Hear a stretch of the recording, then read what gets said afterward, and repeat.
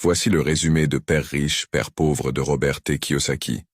Si ce genre de résumé te plaît, like, commente et abonne-toi pour en découvrir plein d'autres. Tout commence dans les années 50, sur l'île d'Hawaï. Un petit garçon, Robert, écoute deux hommes lui parler d'argent. Deux figures paternelles.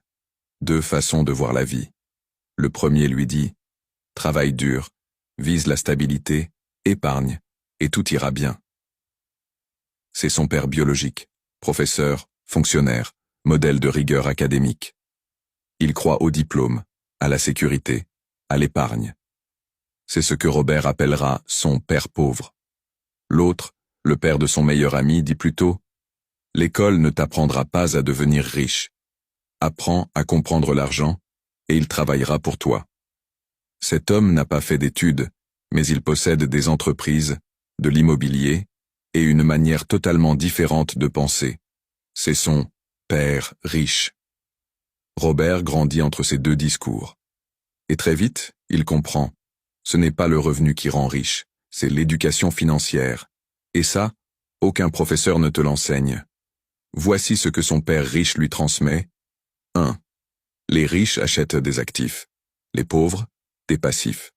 Un actif, c'est quelque chose qui met de l'argent dans ta poche. Immeuble, action, business. Un passif, c'est ce qui t'en enlève. Crédit, voiture, maison principale.